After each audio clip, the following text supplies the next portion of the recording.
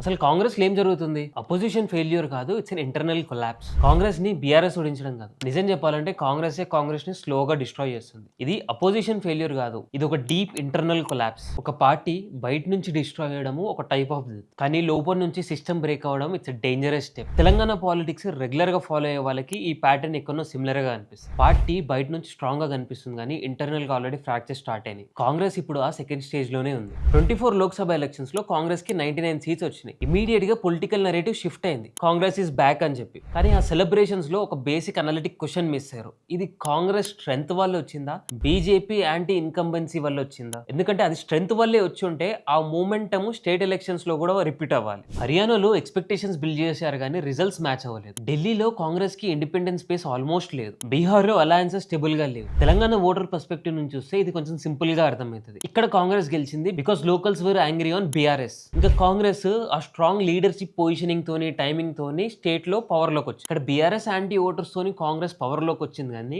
Real reason real strength ఏందో కూడా public కూడా తెలియదు. ఒక పార్టీ ఎందుకు గెలిచిందో తెలియకపోతే, ఆ పార్టీకి విక్టరీ రీజన్ తెలియకపోతే నెక్స్ట్ విక్టరీ ఎలా ప్లాన్ చేస్తారు? ఇండియన్ అలయన్స్ యూనిటీ కాదు, it's a necessity. Indian alliance formation లో కూడా ఒక స్ట్రాంగ్ మెసేజ్ ఉంది. పొలిటికల్ అలయన్సెస్ స్లోగన్ తో సస్టైన్ అవ్వవు, స్ట్రక్చర్స్ తో సస్టైన్ అవ్వాలి. నితీష్ కుమార్ అలయన్స్ నుంచి ఎగ్జిట్ అయిన మూవ్మెంట్ నుంచి స్టెబిలిటీ డౌట్ స్టార్ట్ అయ్యాయి. అరవింద్ కేజ్రీవాల్ కాంగ్రెస్ తో డైరెక్ట్ గా కంటెస్ట్ చేయడం మొదలు పెట్టాడు. అఖిలేష్ యాదవ్ లీడర్షిప్ పైన ఇండైరెక్ట్ గా క్వశ్చన్స్ రేజ్ అయ్యాయి. ఇవన్నీ ఒకటే సింగిల్ పాయింట్ కి లీడ్ అవుతున్నాయి. తెలంగాణలో కూడా సిమిలర్ డైనామిక్ కనిపిస్తుంది. అలయన్సెస్ అంటే ఐడియాలజీ కాదు, ఇట్స్ సర్వైవల్ క్యాలిక్యులేషన్. అలయన్సెస్ లో ట్రస్ట్ వీక్ అయితే అర్థమెటిక్ కొలాప్స్ కావడం it's matter of time. Telangana politics లో ఒక బేసిక్ ఎక్స్పెక్టేషన్స్ ఉంటుంది. లీడర్ విజిబుల్ గా ఉండాలి, కన్సిస్టెంట్ గా ఉండాలి.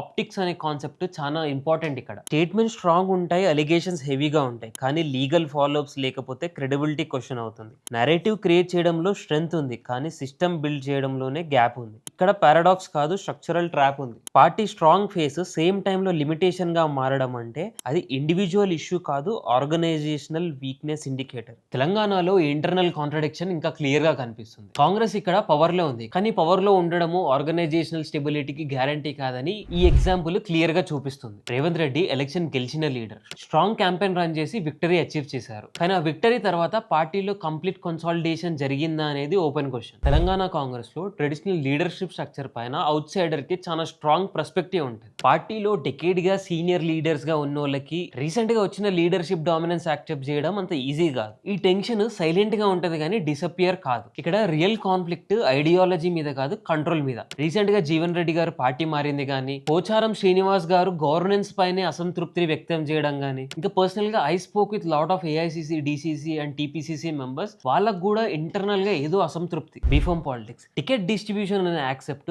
కాంగ్రెస్ పాలిటిక్స్ లోనే కాదు, ఏ పార్టీకి అయినా ఒక సెంట్రల్ రోల్ ప్లే చేస్తుంది. ఇక్కడ ఐడియాలజీ, మెసేజింగ్, లీడర్షిప్ ఇవన్నీ పక్కకు పెట్టేసి మనోళ్ళు అయితే టికెట్లు ఇచ్చేసుకోవాలి, పైసలు ఇచ్చిన వాళ్ళకి టికెట్లు ఇచ్చేసుకోవాలి అనే కాన్సెప్ట్ లో వచ్చేస్తాయి అనమాట. కానీ ఈ బీఫామ్ అలొకేషన్స్ లోనే ఒక ప్రైమరీ కాన్ఫ్లిక్ట్ స్టార్ట్ అవుతుంది. తెలంగాణలో రీసెంట్ మున్సిపల్ ఎలక్షన్స్ చూస్తే ఈ డైనామిక్స్ మీకు క్లియర్ గా అర్థమైంది. Old cadre, years of service తో ఉన్న లీడర్స్ కి లాస్ట్ మినిట్ లో జాయిన్ అయ్యే లీడర్స్ కి సేమ్ ఆపర్చునిటీస్ ఇస్తే రిసెంట్మెంట్ ఇన్ఎవిటబుల్. మేము ఇయర్స్ నుంచి పనిచేస్తున్నాం, కానీ లాస్ట్ మినిట్ లో వచ్చిన వాళ్ళకే టికెట్ ఇస్తున్నారు అన్న ఫీలింగ్ గ్రౌండ్ లెవెల్లో స్ట్రాంగ్ ఉంది. ఆ రిజల్ట్మెంట్ ఎలక్షన్ టైంలో స్ట్రాంగ్ రెబల్ క్యాండిడేట్ ఫామ్ లో బయటకు వస్తుంది. Result simple, official candidate versus rebel క్యాండిడేట్లు. ఓట్లు స్ప్లిట్ అయితే ఆర్గనైజేషనల్ డ్యామేజ్. ఇది ఐసోలేటెడ్ ఇన్సిడెంట్ కాదు, ఈ ప్యాటర్న్ రిపీట్ అవుతూనే ఉంటుంది. డిస్ట్రిక్ట్ లెవెల్లో ఈ ఫ్యాషిజం ఇంకా రాగా కనిపిస్తుంది. సేమ్ పార్టీలో మల్టిపుల్ పవర్ సెంటర్స్ క్రియేట్ చేయడము యూనిఫైడ్ క్యాంపెయిన్ ని వీక్ చేస్తాయి. తెలంగాణలో ఆల్మోస్ట్ ఎవ్రీ డిస్ట్రిక్ట్ లో ఈ ప్యాటర్న్ రిపీట్ అవుతుంది. Local leaders versus MLA groups, old guards versus new entity. Opposition strong గా ఉండకపోయినా ఇంటర్నల్ గా మన డివిజన్ చాలు డిఫీట్ కి. ఈ స్టేజ్ లో వర్స్ట్ సిగ్నల్ ఏంటంటే మన ఓన్ పార్టీ లీడర్స్